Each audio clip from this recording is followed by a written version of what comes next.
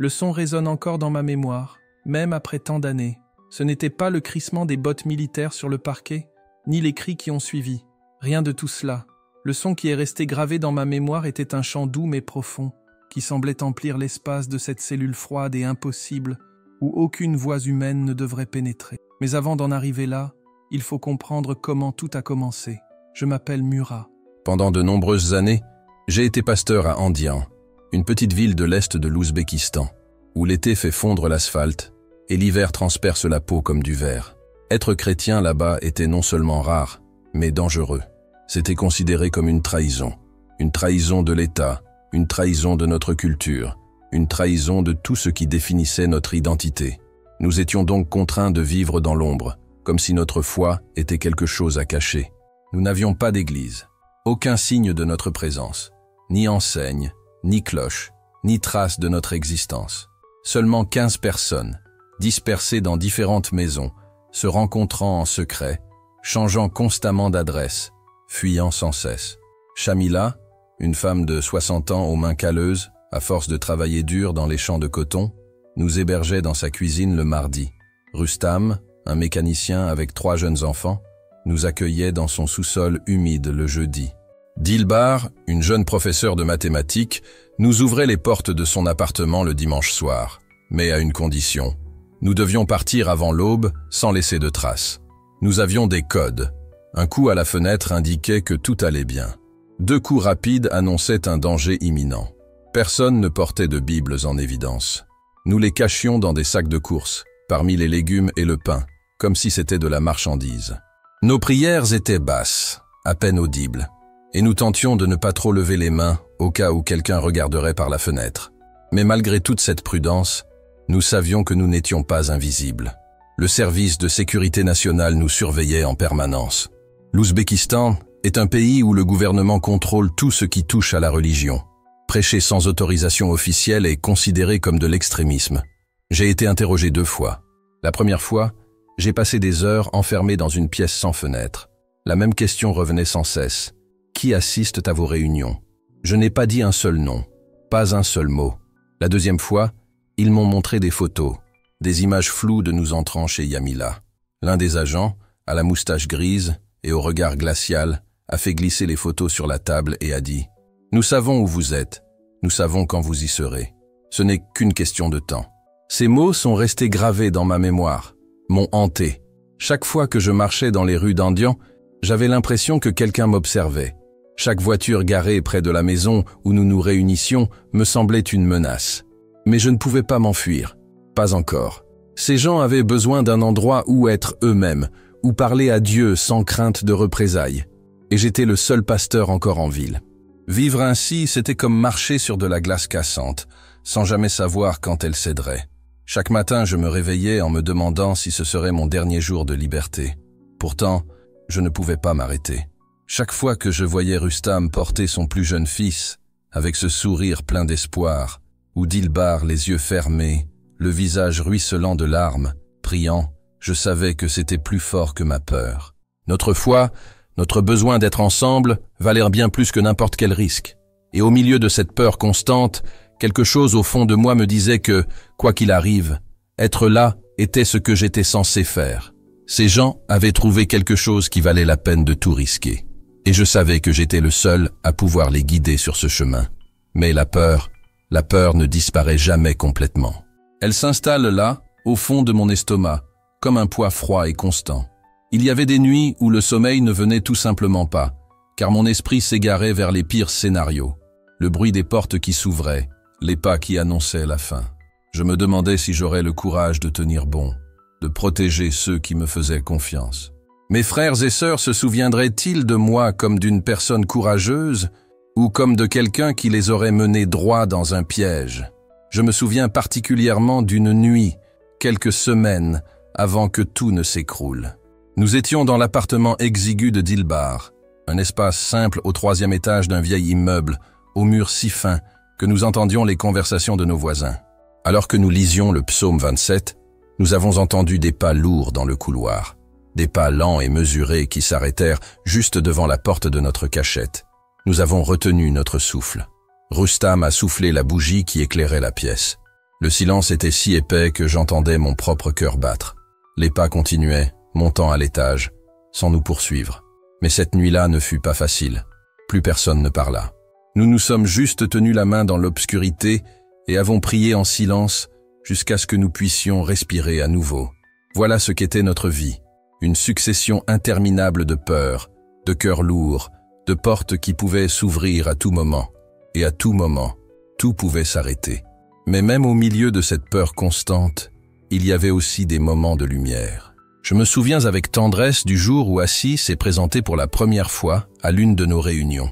Il tremblait, non seulement de froid, mais aussi d'une profonde tristesse. « J'ai tout perdu », dit-il faiblement. « Ma femme, mes enfants, ma dignité. » Il demanda s'il y avait quelque chose pour lui. Nous l'avons accueilli, prié pour lui. Et quelques semaines plus tard, j'ai vu la transformation sous mes yeux. La lumière a brillé à nouveau sur son visage. Il a arrêté de boire et a commencé à reconstruire sa vie. Ce sont ces miracles que nous vivons cachés, loin des regards du monde. Puis vint le rude mois de décembre, avec son froid mordant, et les rues d'Andijan couvertes d'une neige sale, qui nous protégeait à peine du vent mordant. Cette semaine-là, notre réunion aurait lieu dans le sous-sol de Rustam, un endroit humide qui sentait l'huile de moteur et le béton glacé. Nous n'étions que 12. 3 étaient absents. Yamila était malade et 2 autres frères n'étaient pas venus de peur d'être suivis. Malgré tout, nous nous sommes agenouillés sur le sol froid et avons commencé à prier. Rustam dirigeait l'office à voix basse, presque un murmure. Dilbar tenait une Bible abîmée, ses doigts tremblant non seulement à cause du froid, mais aussi d'autres choses. Un pressentiment. J'ai fermé les yeux et j'ai imploré Dieu protection, sagesse et force pour ce qui m'attendait. À peine ces mots eurent-ils quitté mes lèvres que le premier son retentit. Non pas un léger coup à la fenêtre, mais un violent coup contre la porte métallique du sous-sol. Le monde que nous avions si soigneusement construit était sur le point de s'écrouler. La porte s'ouvrit avec un fracas qui fit trembler les murs. Ce n'était pas une simple ouverture, c'était une attaque brutale, destinée à intimider, à semer la peur en quelques secondes. Le premier homme à entrer portait un uniforme vert foncé arborant le symbole du service de sécurité nationale. Derrière lui, 4 autres agents arrivaient, une ombre noire qui emplissait le petit espace de cris et d'ordres. « À terre ! Tout de suite !» Il n'y eut pas le temps de réfléchir. Rustam tomba le premier, s'écrasant violemment contre le sol froid du sous-sol. Et à cet instant, tout bascula. Dilbar halta lorsqu'un policier la saisit par le bras et la poussa avec les autres. J'essayais de rester debout, mais une main ferme m'agrippa le cou et me plaqua au sol. J'avais le goût amer et métallique du sang dans la bouche. Le béton froid pressait ma joue, tandis que le poids d'une botte s'enfonçait entre mes omoplates. « Ne bouge pas, pas un mot », ordonna une voix glaciale. Le sous-sol était plongé dans un chaos contrôlé. Les agents se déplaçaient avec la précision de ceux qui suivent un protocole bien rodé, fouillant chaque recoin comme si rien ne pouvait leur échapper. L'un d'eux arracha la Bible des mains de Dilbar et la jeta dans un carton. Un autre récupéra les brochures que nous avions apportées le matin même. Des récits de foi écrits en ouzbek. Tout fut confisqué. Recueils de cantiques manuscrits, notes de sermons, et même les petites croix de bois que certains portaient autour du cou. Allongé sur le sol, j'observais le visage de mes frères. Assis, l'homme qui avait vaincu l'alcoolisme gardait les yeux fermés, ses lèvres remuant dans une prière silencieuse. Yamila, malgré sa maladie, pleurait doucement. Rustam fixait l'escalier, pensant peut-être à ses 3 enfants qui dormaient à l'étage. Une profonde culpabilité me transperçait comme un couteau tranchant.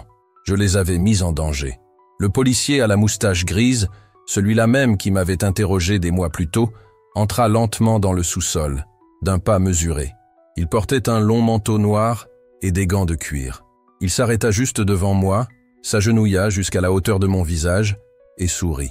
Mais ce n'était pas un sourire de victoire. C'était un sourire froid et calculateur.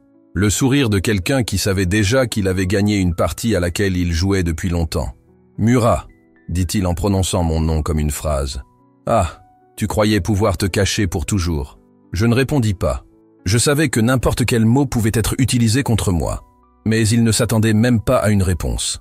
Il s'assit et fit signe à l'un des jeunes officiers qui me souleva d'un coup sec. Mes genoux obéirent à peine. Je me relevai péniblement tandis qu'il nous encerclait, tel un chasseur inspectant sa proie. Prêcher sans être enregistré, est un crime contre la nation, a-t-il déclaré haut et fort, à la vue de tous. Vous n'êtes pas des martyrs, vous êtes des criminels. Vous contaminez notre peuple avec une idéologie étrangère, sapant les valeurs qui ont soutenu notre culture pendant des siècles. Par conséquent, chacun de vous en subira les conséquences. Dilbar haleta bruyamment. Rustam serra les poings, mais resta silencieux.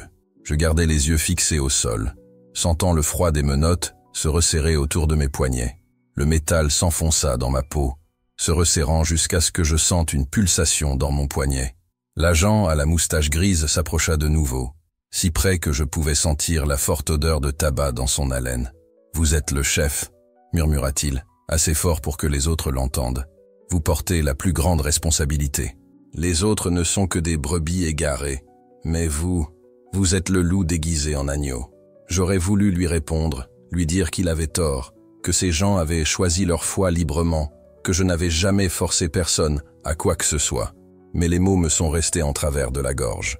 À cet instant, en les regardant par terre, effrayé et impuissant, je me suis demandé si j'avais vraiment raison. Je les avais menés jusque-là, et maintenant, ils me tiraient vers l'escalier. Avant de monter, je me tournai une dernière fois vers mes frères. C'est alors que Dilbar ouvrit les yeux et soutint mon regard. À cet instant, malgré la peur qui nous enveloppait, je vis quelque chose d'inattendu, non pas du regret, mais de la gratitude. Dilbar leva légèrement la main, dans un geste qui ressemblait à un adieu ou à une bénédiction. Rustam hocha la tête avec conviction, comme pour dire silencieusement « Tu as bien fait ».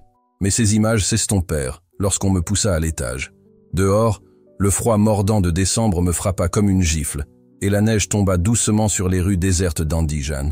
Une voiture noire, sans plaque d'immatriculation m'attendait, moteur tournant et silencieuse. Je fus jeté à l'arrière, avec 2 policiers assis de chaque côté, me serrant entre leurs corps robustes et froids. La voiture démarra lentement, et à travers la vitre embuée, je vis les rues que je connaissais si bien. La boulangerie, où j'achetais mon pain chaque matin, la mosquée avec son minaret bleu, le parc où je me retirais parfois pour prier en silence. Tout me semblait étrange maintenant, comme si j'avais quitté ce monde pour toujours. Peut-être que je n'y retournerai jamais. Le trajet n'a duré qu'un quart d'heure, mais il m'a semblé une éternité. Le silence dans la voiture était pesant, rompu seulement par le rugissement du moteur et le crissement de la neige sous les pneus. Finalement, le véhicule s'est arrêté devant un bâtiment en béton gris, sans aucune fenêtre visible. J'ai immédiatement reconnu l'endroit, le centre de détention du service de sécurité nationale, un lieu baigné d'histoires murmurées, des histoires de gens qui allaient et venaient, transformés par la peur, ou qui n'en étaient tout simplement jamais partis. On m'a traîné brutalement hors de la voiture. Les menottes se resserraient autour de mes poignets à chaque mouvement. Nous avons gravi 3 marches et franchi une lourde porte en acier. L'odeur dans l'air était un mélange d'humidité, de désinfectant bon marché et de quelque chose de plus difficile à définir. Un désespoir suffocant et accumulé. Les couloirs étaient étroits, éclairés par des néons vacillants, projetant des ombres inquiétantes. Au loin, j'entendais des voix étouffées et des cris provenant des profondeurs du bâtiment. Ils m'ont emmené dans une salle d'enregistrement. Un officier, l'air ennuyé, a noté mon nom dans un épais carnet rempli de vieilles notes. Ils ont retiré ma ceinture, mes lacets et ma montre. Le tout était placé dans un sac en plastique transparent. « Signez ici », a-t-il dit en désignant un morceau de papier. Je n'ai rien lu. J'ai juste signé d'une main tremblante. On m'a ensuite conduit dans un couloir plus sombre et plus froid. Des portes métalliques rouillées bordaient les 2 côtés, chacune dotée d'une petite fenêtre en verre renforcé. Certaines cellules étaient vides, d'autres laissaient apparaître des ombres se déplaçant lentement, des silhouettes humaines blotties dans les coins.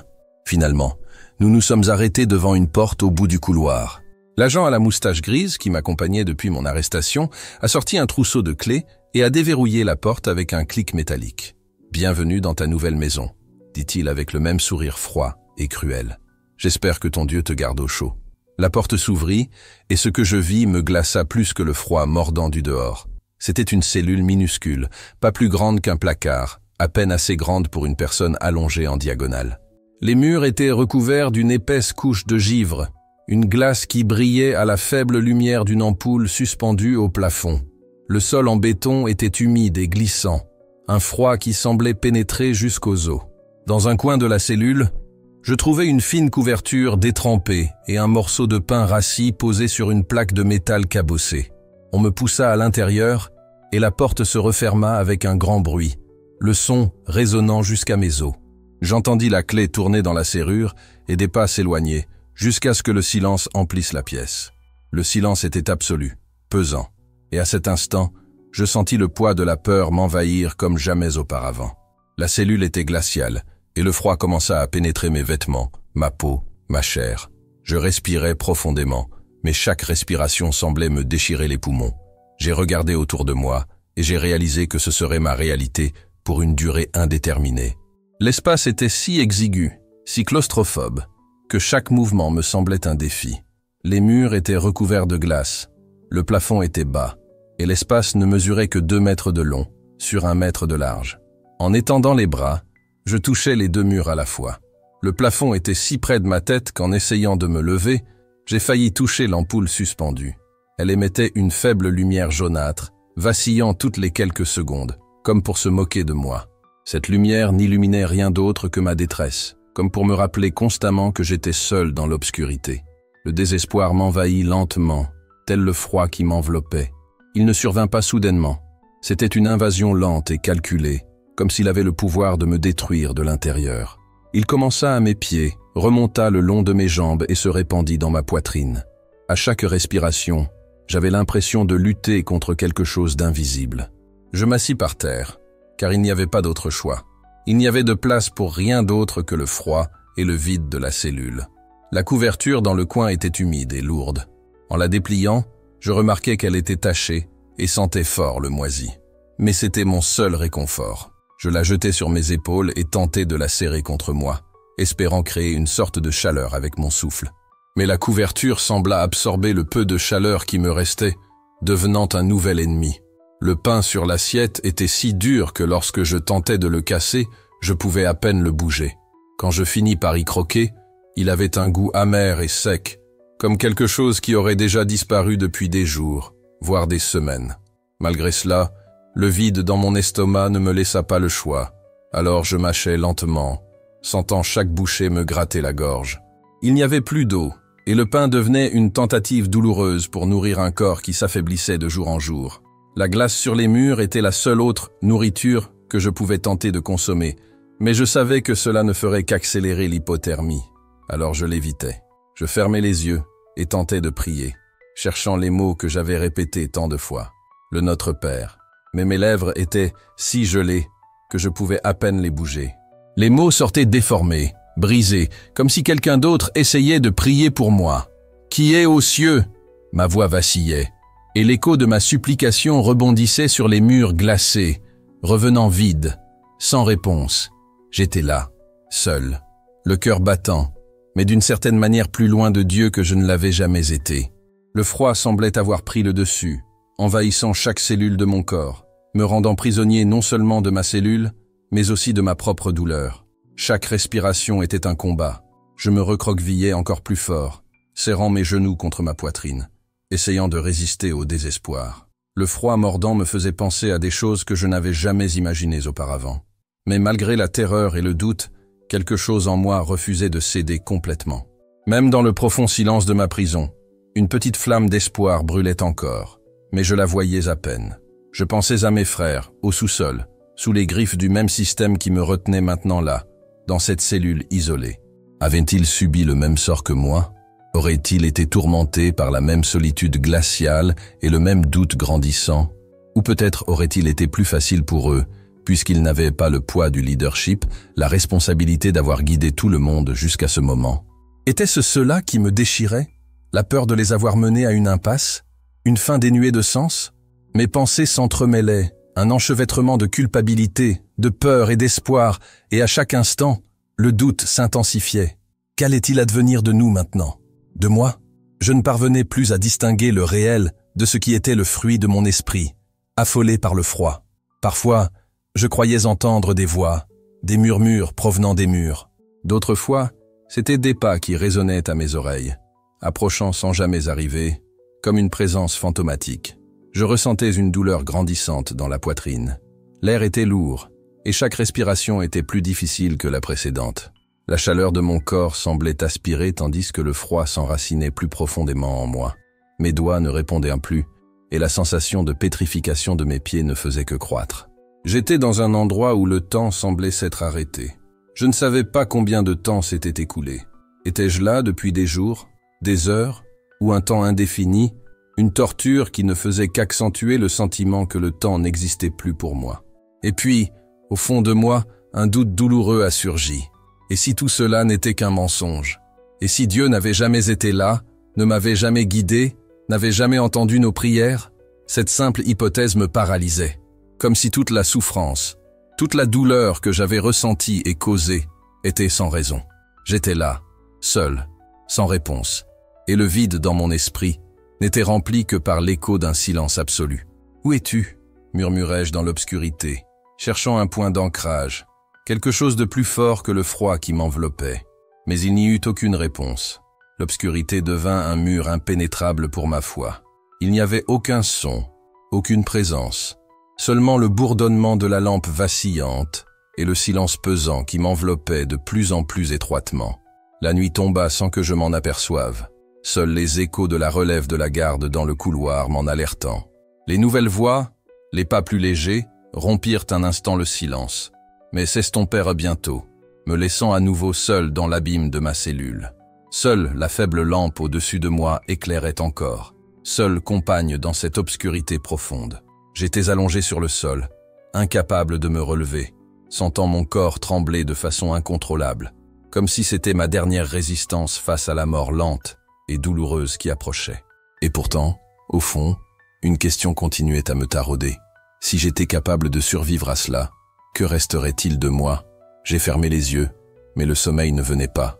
À la place, un engourdissement m'a envahi, une étrange sensation de déconnexion de mon corps.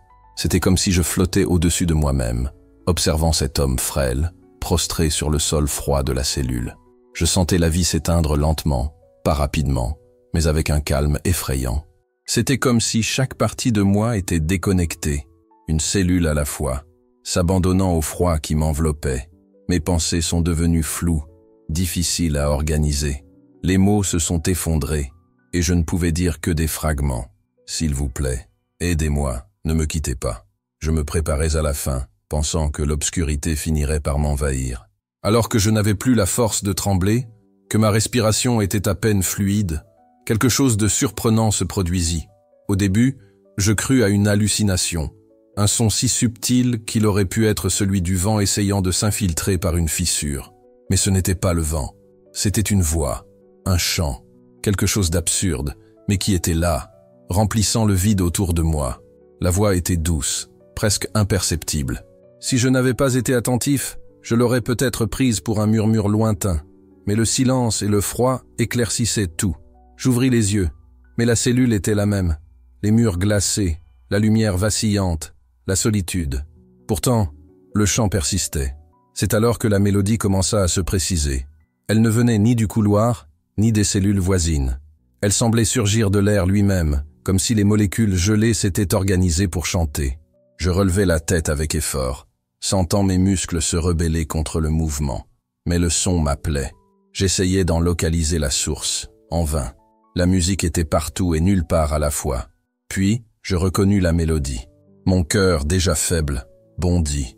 C'était un hymne que nous chantions lors de nos réunions secrètes. Un certain Dilbar avait toujours aimé. Les paroles du psaume 27 résonnèrent dans mon esprit. L'Éternel est ma lumière et mon salut. De qui aurais-je crainte? L'Éternel est le rocher de ma vie. De qui aurais-je peur? Le chant n'avait pas une résonance humaine, mais quelque chose de plus. Il était pur, sans les erreurs et les défauts que nous comportons tous en chantant. Il n'y avait ni halètement, ni hésitation, ni faux sens. C'était comme entendre une eau cristalline couler doucement sur des pierres lisses, comme le premier rayon de soleil touchant la terre après une nuit noire. Et bien que le chant fût en ouzbek, les paroles sonnaient claires et parfaites, comme si la langue elle-même avait été purifiée. Les larmes aux yeux, je m'appuyais contre le mur froid de la cellule, oubliant un instant le froid glacial. Le chant emplissait l'espace. Non pas avec force, mais avec une telle puissance que j'avais l'impression que la cellule elle-même s'élargissait. Les murs semblaient reculer et le plafond se soulever, comme si l'espace s'élargissait devant moi. Je levai les yeux, espérant trouver quelque chose, une explication. Mais je ne vis que du béton fissuré et une ampoule solitaire. Le Seigneur est ma lumière et mon salut. Les mots emplissaient chaque recoin de la cellule. Je fermai les yeux, non pas par épuisement, mais par une émotion bien plus profonde. C'était un abandon, mais pas celui de quelqu'un qui abandonne. C'était l'abandon de quelqu'un qui cesse enfin de lutter contre le courant et se laisse emporter. Des larmes brûlèrent mon visage glacé, une chaleur inattendue au milieu de ce froid intense. C'est à ce moment-là, alors que je m'abandonnais à ce son céleste, que quelque chose d'extraordinaire se produisit. Le froid commença à s'estomper, mais pas d'un coup, mais progressivement, comme si une main invisible soulevait une lourde couverture. D'abord, je sentis mes doigts picoter, cette douleur aiguë qui survient lorsque le sang se remet à couler dans des membres engourdis. Puis, la chaleur descendit lentement le long de mes jambes, jusqu'à atteindre ma poitrine. La glace sur les murs était toujours là, luisant dans la lumière jaune, mais elle ne me menaçait plus, elle n'avait plus d'emprise sur moi. Je pris une grande inspiration et, pour la première fois depuis des heures, sentis mes poumons se remplir sans douleur. L'air qui entrait n'était plus tranchant, comme des couteaux, mais doux, presque chaud. J'ai regardé mes mains et j'ai réalisé qu'elles tremblaient, non pas à cause du froid, mais d'une toute autre énergie. Une énergie qui ne venait pas de moi, mais qui m'était donnée. Le chant continuait, doux, montant et descendant par vagues. Les notes mélodiques semblaient suivre le rythme de mon cœur. De qui aurais-je peur? De qui aurais-je peur? À chaque répétition de cette question, la peur que j'avais si longtemps portée commençait à se dissiper. Non seulement la peur de ces heures interminables passées dans cette cellule, mais aussi celle qui m'avait accompagné à chaque réunion secrète, chaque interrogatoire, chaque nuit blanche. La peur commençait à s'estomper, comme emportée par un vent invisible. Et puis quelque chose d'autre se produisit. Une odeur me parvint, faible mais distincte. Au début, je crus à une autre hallucination, mais je compris vite que non. C'était réel et très précis. L'odeur du bois brûlé, comme un feu de cheminée crépitant en hiver. Ce parfum riche et réconfortant emplissait la cellule, si intensément que je pouvais presque le goûter. Il n'y avait pas de feu, pas de bois, juste du béton, de la glace et la couverture humide, mais l'odeur était inimitable. Je me relevais facilement, comme si mes jambes n'avaient jamais été aussi faibles. La couverture tomba de mes épaules, mais je n'en avais plus besoin. Une douce chaleur inexplicable m'enveloppa. Non pas la chaleur suffocante d'une fièvre, mais quelque chose de profond, d'accueillant, comme l'étreinte de quelqu'un qui m'aimait sans retenue. J'ai levé les mains vers le plafond, vers le son qui m'envahissait, comme pour chercher la source invisible de cette présence. Les mots ont quitté ma bouche sans réfléchir. Tu es là. Es-tu là avec moi? Ce n'était pas une question, mais une certitude absolue. Quelque chose qui me transperçait l'âme. Pour la première fois depuis mon emprisonnement, je savais de toute mon âme que je n'étais pas seul. Le chant atteignit son paroxysme, non pas en volume, mais en intensité émotionnelle. C'était comme si 1000 voix s'étaient jointes à la première, créant une harmonie si complexe et si belle que mon esprit ne pouvait suivre. Je ne pouvais que ressentir, laisser cette musique m'envahir et me transformer. Je tombais à genoux, non par faiblesse mais par recueillement. Je ne sais pas combien de temps je restais là. Le temps n'avait plus d'importance. Ça aurait pu être des minutes ou des heures, mais dans cet espace entre la réalité et quelque chose de bien plus grand, l'horloge s'arrêta.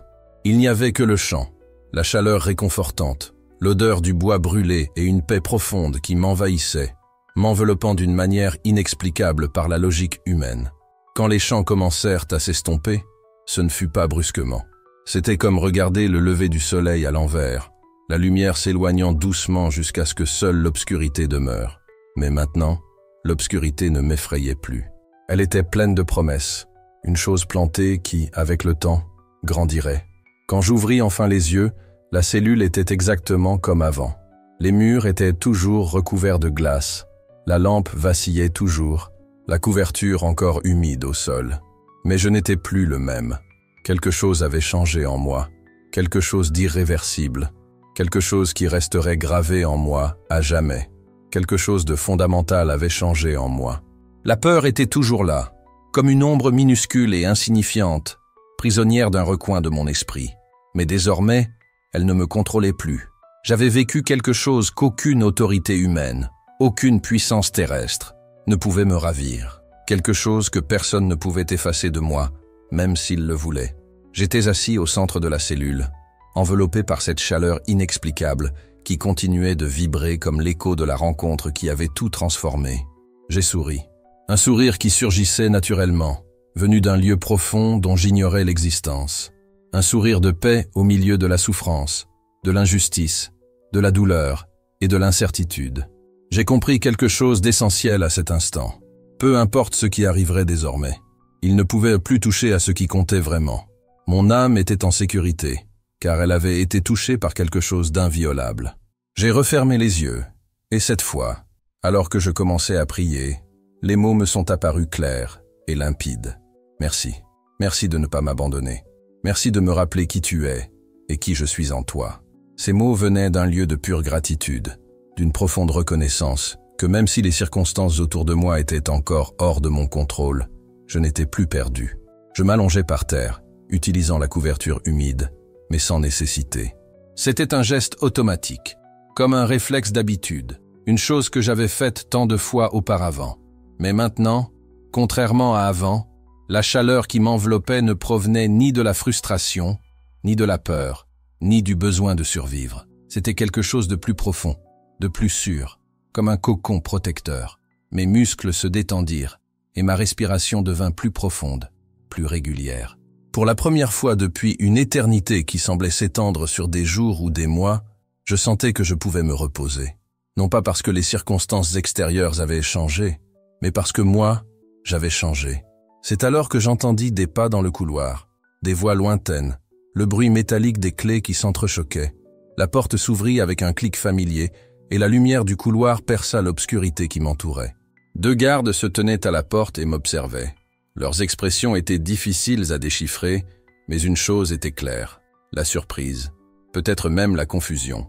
L'un des gardes, le plus jeune, avec une cicatrice sur la joue, s'avança et me toisa d'un air soupçonneux. « Comment vas-tu » murmura-t-il, une pointe d'incrédulité dans la voix. « Hier soir, j'ai vérifié cette cellule. Elle était gelée. » L'autre garde, plus âgé et au visage marqué par des années d'expérience dans ce lieu sombre, fronça les sourcils. Il s'approcha de moi avec précaution, me touchant le front, comme pour vérifier si j'étais encore humain. Quand ses doigts effleurèrent ma peau, il s'écarta vivement, comme s'il avait touché quelque chose d'incandescent. « Il fait chaud », dit-il, presque dans un murmure, d'une voix basse et pleine d'étonnement. Impossible. La nuit dernière, il faisait un froid glacial dans cette cellule. Je restais là, devant eux, sentant cette chaleur intérieure palpiter encore dans ma poitrine. Je les regardais dans les yeux, non pas avec défi, mais avec un calme que je ne m'étais jamais imaginé posséder. Le jeune garde recula d'un pas, visiblement mal à l'aise. Le garde plus âgé resta immobile, m'observant comme s'il était confronté à quelque chose qu'il ne comprenait pas. Puis, enfin, il parla, d'une voix mêlée d'admiration et de fascination. « Qu'est-ce que vous êtes ?» J'ai souri à nouveau, sans me presser de répondre. Juste un homme qui connaît une chanson qu'on ne peut taire. Ils échangèrent un regard bref et gêné, puis, sans un mot de plus, fermèrent brusquement la porte. J'entendis leurs pas s'éloigner rapidement dans le couloir, leur voix murmurant quelque chose que je ne comprenais pas. Mais peu importait, je savais ce qu'ils avaient vu. Ils en avaient assez vu. Je me suis assis contre le mur, les genoux serrés, puis j'ai attendu, non pas avec anxiété ou peur, mais avec un calme qui m'avait jusque-là semblé impossible. Car maintenant, je savais, quoi qu'il arrive, peu importe le temps que je passerai là, ou les tortures qui m'attendraient ensuite, il y avait quelque chose en moi qu'aucun mur ne pouvait contenir, quelque chose qui ne se dissiperait pas, qui ne s'éteindrait pas. Ce que j'avais maintenant était plus grand que toutes les souffrances qu'il pouvait m'infliger. J'étais en sécurité. Le chant avait cessé, mais son écho continuait de résonner en moi, et je savais que cet écho suffirait à la suite. Les jours s'éternisèrent, se transformant en semaines, puis en mois. J'ai perdu la notion du temps après le 15e jour, lorsqu'on a cessé de m'apporter du pain rassis, seul repère du temps qui restait. Mais quelque chose avait changé depuis cette nuit de chant. Le froid était toujours présent, et même si je le sentais encore sur ma peau, comme une morsure constante, quelque chose de plus profond, de plus vital, me maintenait en vie. Je n'avais plus la sensation d'être consumé par lui. Le froid ne dominait plus mon corps, car quelque chose en moi quelque chose d'intouchable, de singulier, brûlait avec une force qu'aucune température ne pouvait éteindre. Les interrogatoires commencèrent le 3e jour. Il me sortait de ma cellule à des heures aléatoires, le matin, au milieu de la nuit, ou à n'importe quel moment.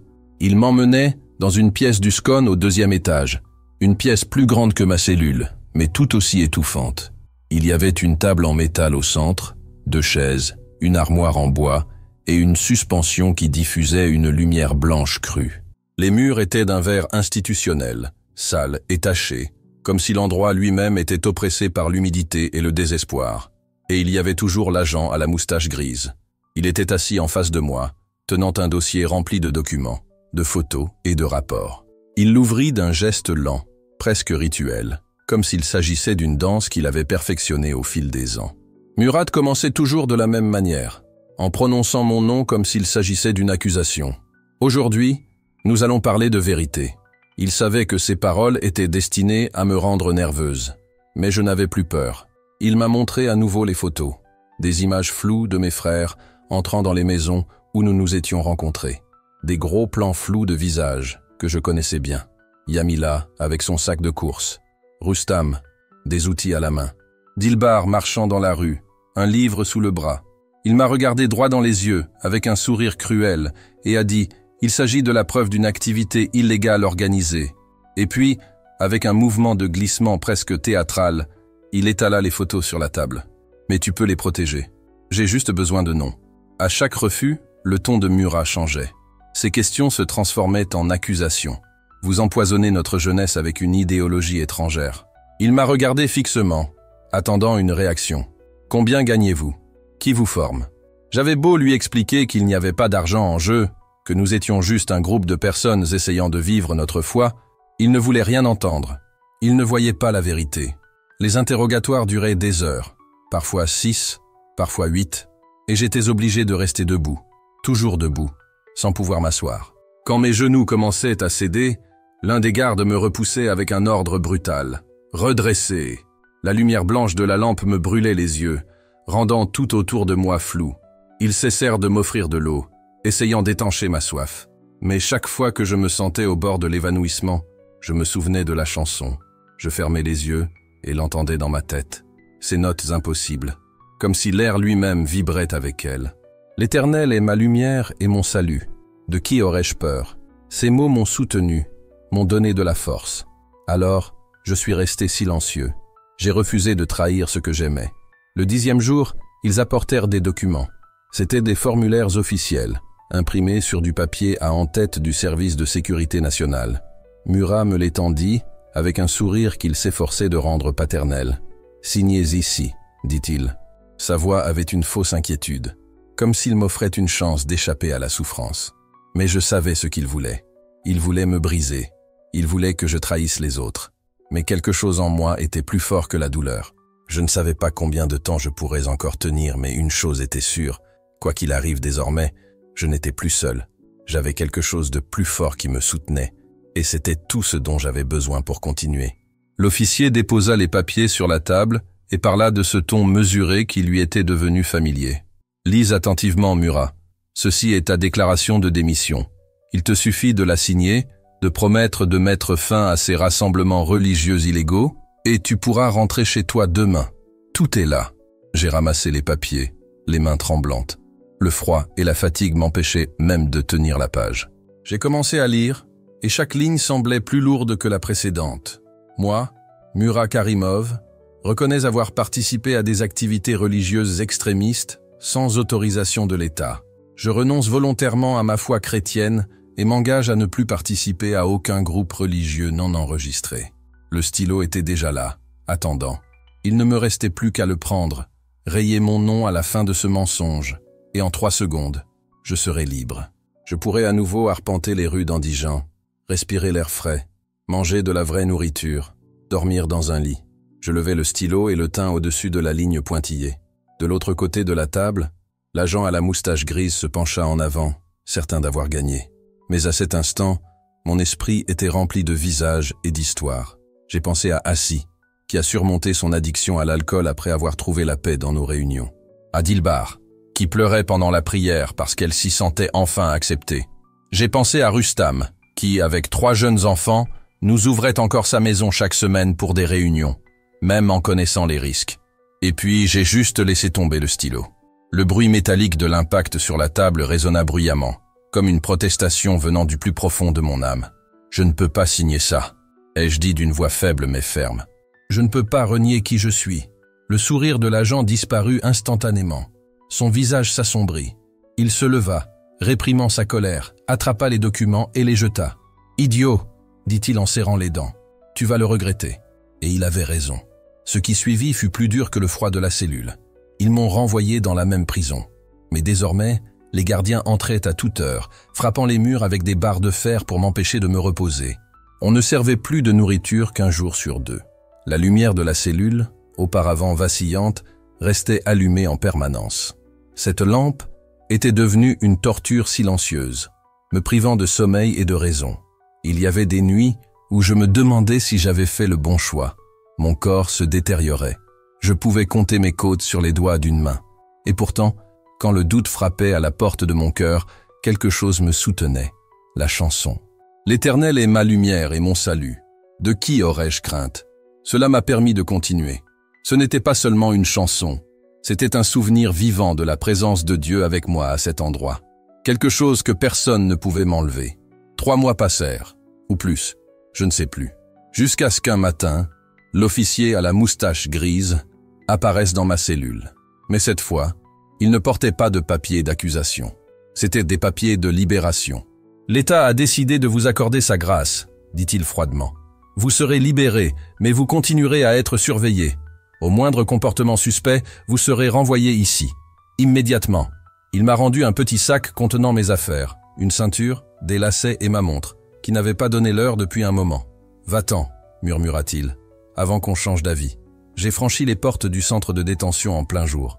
Le soleil de mars me tapait au visage, avec une force que j'avais oubliée. C'était comme si le ciel m'avait touché. Le vent sentait la poussière, le pain cuit, la liberté. Je suis retourné à Andijan. J'ai cherché mes frères. La maison de Rustam était fermée à clé. Les voisins disaient qu'il avait fui au Kazakhstan avec sa famille. L'appartement de Dilbar était vide. Une pancarte « Allouée » était accrochée à la fenêtre. Yamila avait disparu sans laisser de traces. La douleur de cette perte était profonde. Mais il y avait quelque chose que personne n'avait pu atteindre. Ma foi. La congrégation s'était dispersée. Certains avaient fui le pays, d'autres avaient disparu sans laisser de traces, craignant d'être reconnus. Cette nuit-là, seul dans une chambre louée sentant le tabac et les murs écaillés, j'ai sérieusement envisagé de partir, de traverser la frontière du Kazakhstan, peut-être plus loin, vers un endroit où suivre Jésus ne serait pas un crime. J'ai fermé les yeux et prié, espérant n'entendre que le bruit du vent dehors. Mais ce qui m'est venu n'était pas le chant surnaturel de la cellule. C'était quelque chose de plus simple, de plus intime, une conviction profonde qui murmurait en moi « Restez, il y a encore du travail à faire ici ». J'ouvris les yeux et vis les lumières d'Andijan vaciller au loin. Je sus alors que je ne pouvais plus fuir. Si nous partions tous, qui resterait pour prendre soin de ceux qui étaient encore perdus? Alors je restais. Des années ont passé depuis cette nuit passée dans la cellule glaciale. Et avec le temps, j'ai appris à me déplacer comme une ombre à travers les villes d'Ouzbékistan, apportant l'espoir à ceux qui croyaient encore en silence. Je n'ai pas de domicile fixe. Mon adresse change constamment. Parfois, je dors sur des canapés empruntés, d'autres fois sur de fins matelas laissés par des frères qui me font confiance uniquement parce qu'ils ont entendu parler d'un pasteur qui a survécu à l'impossible. Je sers des églises qui vivent encore dans la clandestinité. À Tachkent, je rencontre 12 personnes dans un sous-sol industriel abandonné. À Samarcande, je rends visite à une famille qui a transformé son garage en petit temple. À Boukhara, de jeunes étudiants me retrouvent à minuit, derrière des rideaux, pour étudier la parole. Chaque ville a son petit troupeau, chaque visage, une histoire de foi et de résilience. Je suis devenu ce que je n'avais jamais imaginé être, un pèlerin spirituel, un homme sans racines visibles mais déterminé, semant le courage là où règne la peur, ravivant la flamme là où le froid tente d'éteindre l'espoir. Les autorités savent que j'existe. Mon nom est dans les archives, mon visage dans les dossiers. Pourtant, j'ai appris à reconnaître les signes du danger et à disparaître si nécessaire. Mais il y a un rituel que j'observe, surtout quand l'hiver arrive et que l'air se remplit de neige. Je trouve un endroit calme, une pièce vide, une ruelle oubliée, et je ferme les yeux. Je retourne, par la pensée, à cette cellule. Je sens à nouveau la glace sur les murs, la couverture humide, la lente douleur de la vie qui s'éteint. Et puis, j'entends la musique. La même mélodie impossible qui emplissait autrefois ce minuscule espace, le transformant en cathédrale. Cette voix qui ne venait pas d'un homme, mais du Créateur lui-même, me rappelant qu'il était là, même dans l'enfer de la peur. Les gardes n'ont jamais entendu cette musique. Lorsqu'ils ont ouvert la porte, ils n'ont vu qu'un homme debout, souriant, dans un endroit qui aurait dû le détruire. Je ne leur ai jamais raconté ce qui s'était passé. Ils ne comprendraient pas. Peut-être diraient-ils que c'était une hallucination, que le froid me faisait délirer. Mais je sais ce que j'ai vécu. C'était réel. Aussi réel que l'air que je respire maintenant, que le sol qui soutient mes pas, que les larmes qui coulent encore quand je me souviens. Car cette chanson ne m'a pas seulement maintenu en vie, elle m'a transformé. Et elle m'a révélé une vérité qu'aucun interrogatoire, aucune menace, aucun document ne pouvait effacer, ni les murs les plus froids, ni les régimes les plus cruels, ni les prisons les plus sombres ne peuvent contenir la présence de Dieu. Ils peuvent vous priver de votre liberté. Ils peuvent vous voler votre dignité, votre confort, et même vous arracher à tous ceux que vous aimez. Ils peuvent affaiblir votre corps au point que chaque mouvement ressemble à une bataille. Mais il y a quelque chose que personne ne peut atteindre, ce que vous choisissez de garder en vous. Je n'ai raconté mon histoire qu'à quelques personnes. L'un d'eux était Arman, un jeune pasteur de Fergana qui avait abandonné son ministère après avoir reçu des menaces des autorités. J'ai parlé de la cellule, du froid, du chant qui m'avait trouvé là où rien d'autre n'avait de sens. Je lui ai dit que la vraie foi n'est pas un compromis avec la peur, mais une décision. À la fin, j'ai vu quelque chose changer dans son regard. 2 semaines plus tard, j'ai reçu un court message. Je reste. Il faut bien que quelqu'un reste. Peut-être avez-vous vécu cela aussi. Ce moment où tout le monde s'en va et où vous devez choisir entre rester ou fuir. Ou peut-être êtes-vous là, en ce moment même, à vous demander si cela vaut encore la peine de se battre, s'il y a encore un but au milieu de la souffrance. Si c'est votre cas, racontez-moi votre histoire. Écrivez-la. Quelqu'un a besoin de lire ce que vous avez vécu pour trouver le courage dans le désert lui-même. J'ai également parlé avec Nigora, une femme qui a perdu son mari en prison pour avoir prêché sans permission. Elle était submergée par le chagrin et cherchait à comprendre pourquoi Dieu avait permis une telle perte. Lorsque je lui ai raconté mon expérience, elle a pleuré longuement, puis m'a dit « Mon mari a aussi entendu quelque chose. Il ne m'a jamais dit ce que c'était, mais maintenant je comprends. C'est ce qui l'a soutenu. Et c'est pourquoi je vous raconte tout cela maintenant. Peut-être pour vous qui m'écoutez, ou me lisez, et qui avez l'impression d'être en cellule. Peut-être votre prison n'a-t-elle ni barreaux ni murs de glace. Peut-être est-ce une maladie qui vous limite, une perte qui saigne encore, une peur qui vous paralyse chaque matin. Peut-être est-ce le silence de Dieu qui semble interminable. Quel que soit votre téléphone, écrivez-moi. Partagez-le pour que je puisse prier pour vous. Mais surtout, sachez ceci. Le même Dieu qui a envoyé un chant dans une cellule glaciale en Ouzbékistan est le même Dieu qui peut vous atteindre où que vous soyez. Il ne vient pas toujours comme on l'attend. Il n'offre pas toujours une délivrance immédiate ni des réponses faciles. Parfois, il vient comme un murmure que seul le cœur entend, comme une douce chaleur au milieu du froid, comme une paix qui défie toute logique. Et si vous avez déjà vécu une expérience similaire, ce moment inexplicable où l'impossible a semblé s'effondrer, où vous avez senti que vous n'étiez pas seul, partagez-le aussi. Pas pour moi, mais pour ceux qui ont besoin de savoir qu'ils ne l'imaginent pas, qu'ils ne sont pas fous, que cette présence est réelle.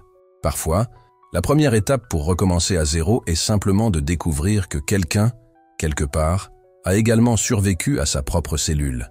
Et si vous n'avez pas encore vécu cette rencontre, si votre prison vous paraît encore froide et silencieuse, n'abandonnez pas. J'ai douté aussi.